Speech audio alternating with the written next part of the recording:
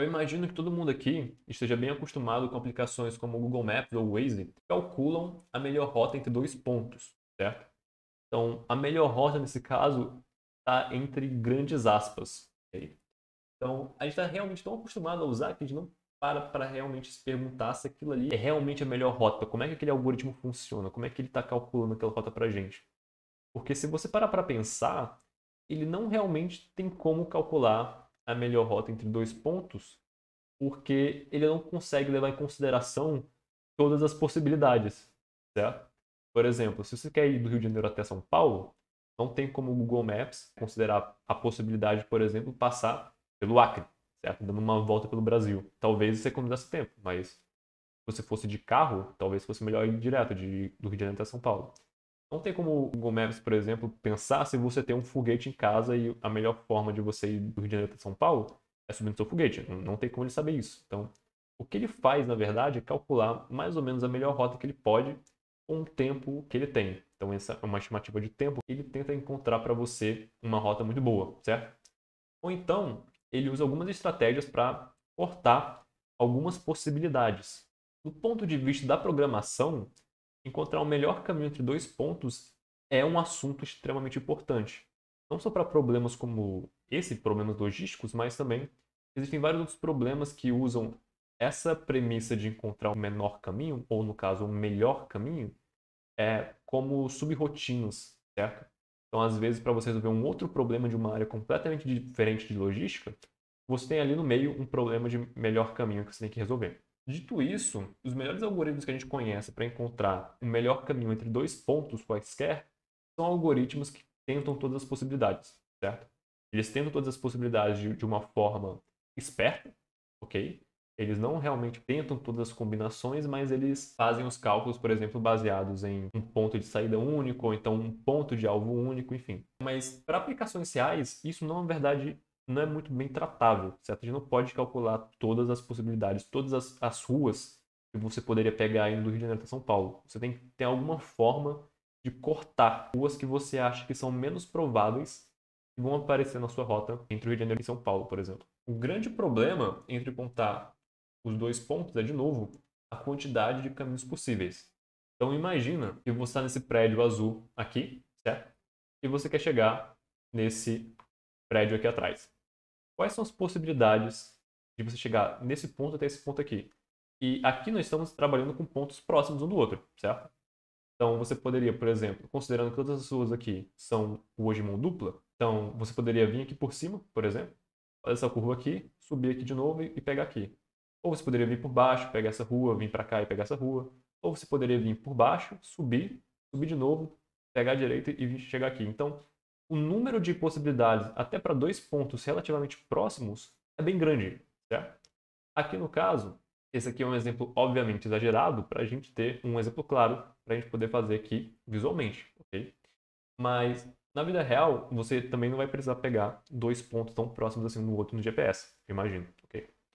Mas quando você pega dois pontos que estejam mesmo assim dentro de uma mesma cidade, dentro de um mesmo município, mesmo assim você tem muitas ruas, algumas vezes alguns milhares de cruzamentos, certo? Alguns milhares de ruas, e você tem que considerar.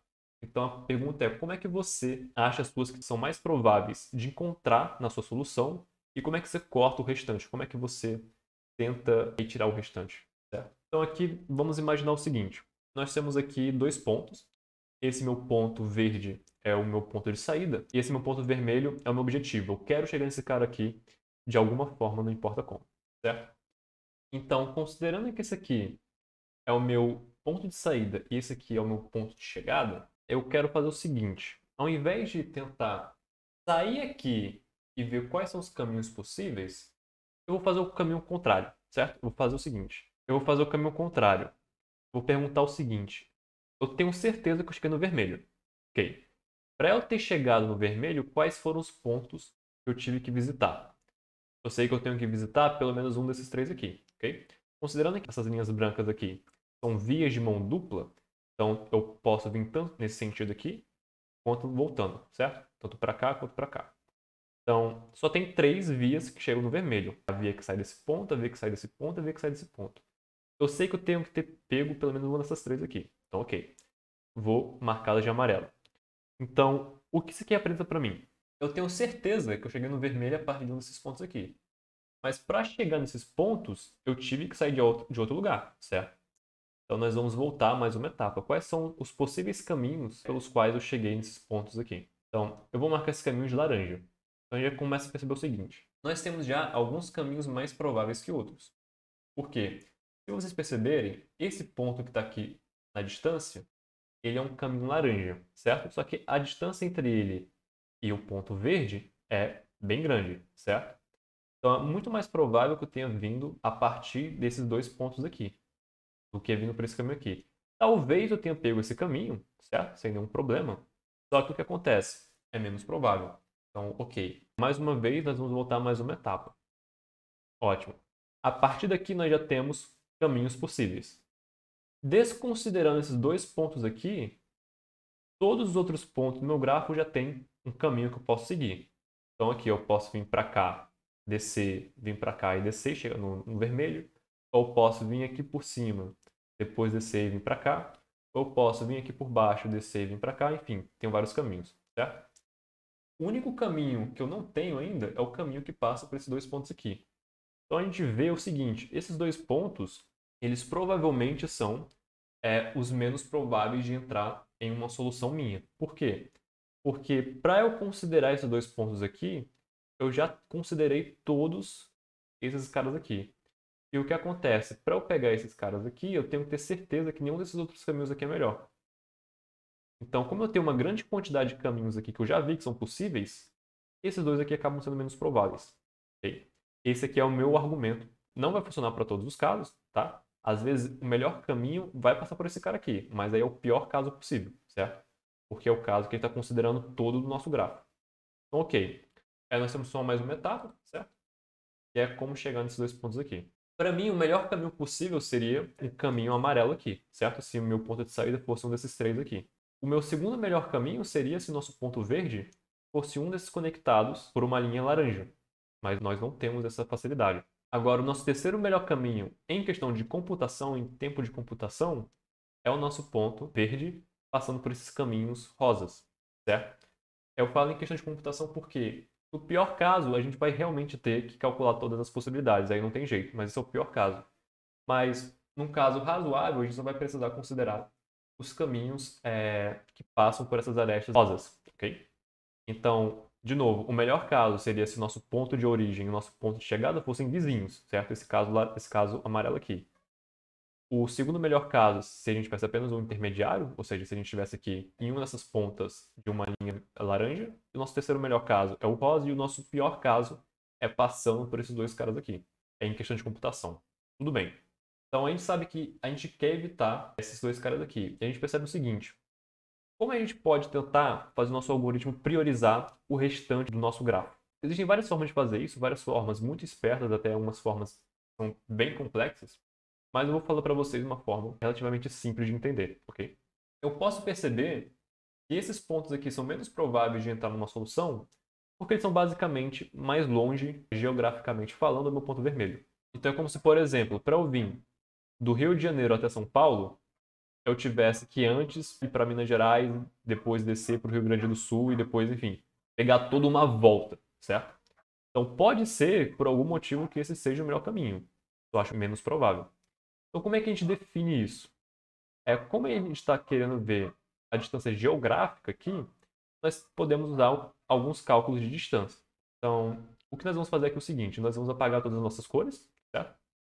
E nós vamos considerar primeiramente só nosso ponto de saída e o nosso ponto de chegada, nosso objetivo. Então, o que nós vamos fazer aqui é o seguinte, para todos os outros pontos que não são nosso ponto de saída e nosso ponto de chegada, nós vamos calcular essa distância geográfica. Então, tem duas formas de fazer isso. A primeira forma é a distância euclidiana, a distância comum. Você pega aqui e faz uma diagonal, uma linha reta entre o ponto que você está calculando e o ponto de chegada, certo? Então, aqui, digamos que essa linha tenha tamanho 5. Nós temos a segunda forma, que também é conhecida como distância de Manhattan, certo?